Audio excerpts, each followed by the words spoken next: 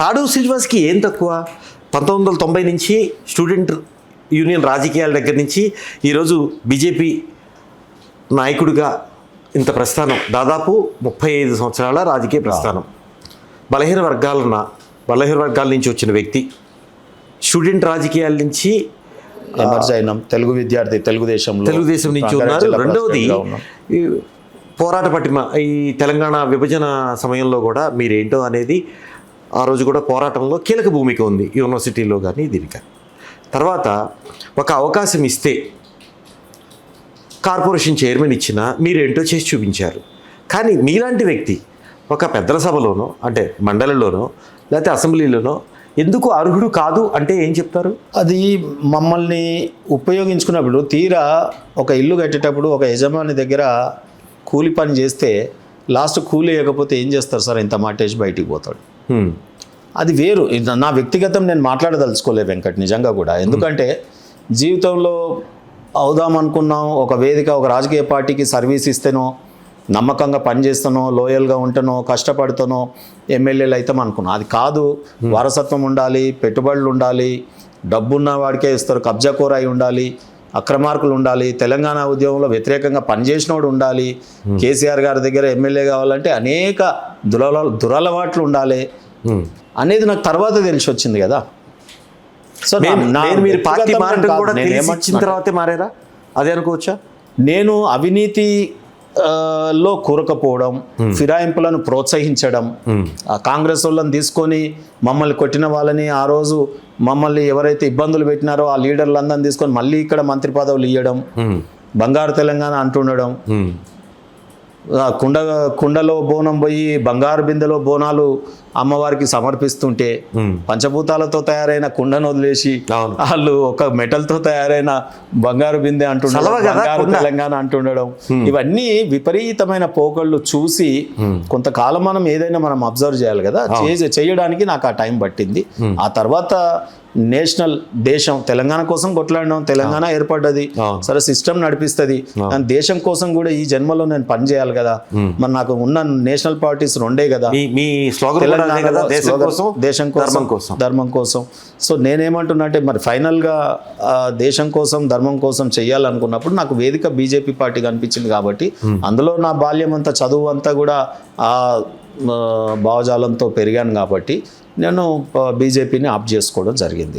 రేవంత్ రెడ్డి గారు తెలియక కాదు, రేవంత్ రెడ్డి గారు ఇన్వైట్ చేయక కాదు, చేసినా ఎందుకని అధికార పార్టీలోకి వెళ్ళలేదంటే, నేను కాంట్రాక్టర్ కాదు, కబ్జాకోర్ను కాదు. అంటే ఫాస్ట్గా మీరు అడిగినట్టు చెప్పాలంటే అంటే వాళ్ళకే అవకాశం ఉంటుందా? వాళ్ళకే అవకాశం ఉంటుంది కదా.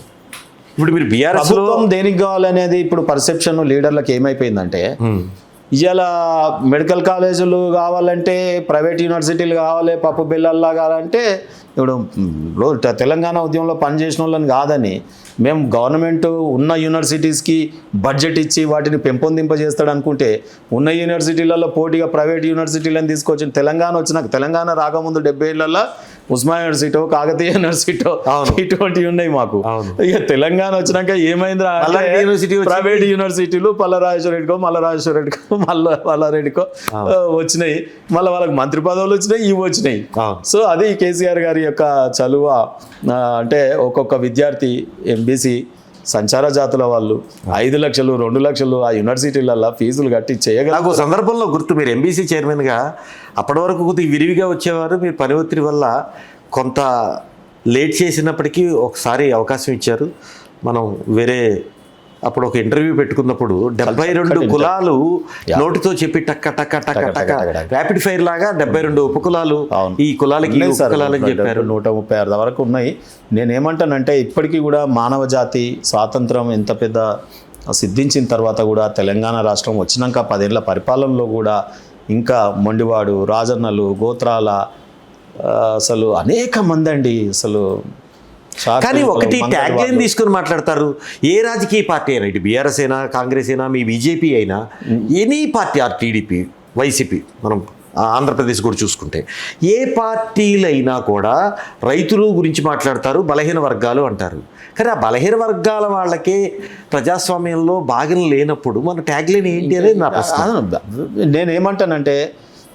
అసెంబ్లీ ఉంది కదా, మీకు తెలుసు కదా, అక్కడ అసెంబ్లీ ఉంది కదా, అవును అది ప్రజాస్వామ్యానికి దేవాలయం అంటాం కదా. అవును జర్నలిస్ట్గా మీరు ఒప్పుకుంటారా? 100%. మామూలుగా దేవుని గుడికి ఎవరు పోతారండి? కులాలు చూస్తారా? లేదు, అన్ని కులాల వాళ్ళు పోతారు కదా.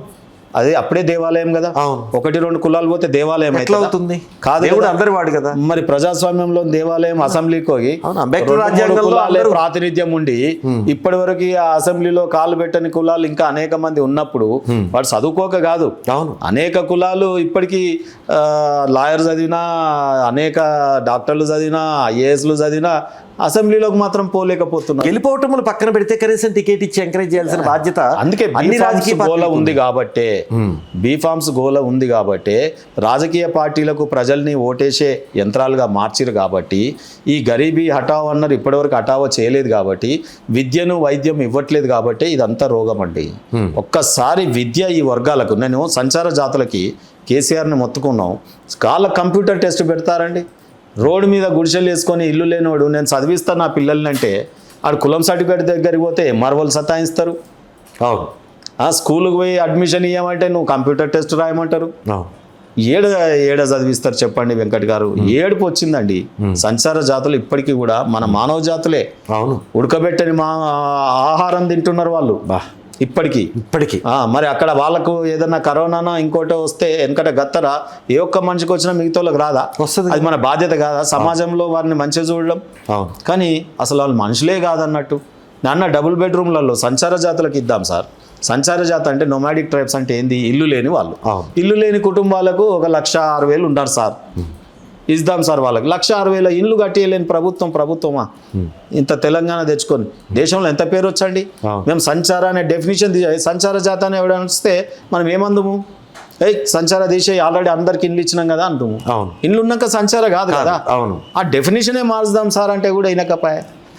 మొత్తం అందరికి ఇల్లు వచ్చేసి సంచార పదం తీసేసినట్టు. దేశంలో ఎంత పెద్ద పేరు వచ్చు సంచార అనే పదం. తెలంగాణలో సంచార జాతి అనేది లేదు, వాళ్ళకు టైటిల్ కదా. పాపం అప్పుడు బ్రిటిష్ కాలంలోనేమో వాళ్ళని క్రిమినల్ ట్రైబ్స్ అన్నారు.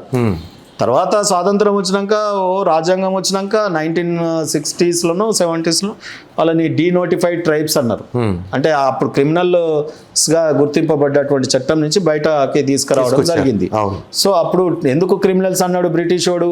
స్వాతంత్ర పోరాటము ఒక గ్రామంలో జరుగుతున్న పోరాటాన్ని ఇంకో గ్రామంలో ప్రచారం చేసి ప్రజల్ని స్వాతంత్రం వైపు, పోరాటం వైపు మలచడానికి పాపం వాళ్ళు ఏ గుడిసెలు ఎక్కడ పడితే అక్కడ అడుగు తిని ఈ గాథలుగా ప్రచారాలు చేసినారు కదా.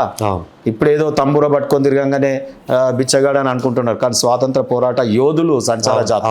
వాళ్ళు లేకపోతే మనకు స్వాతంత్రం లేదు.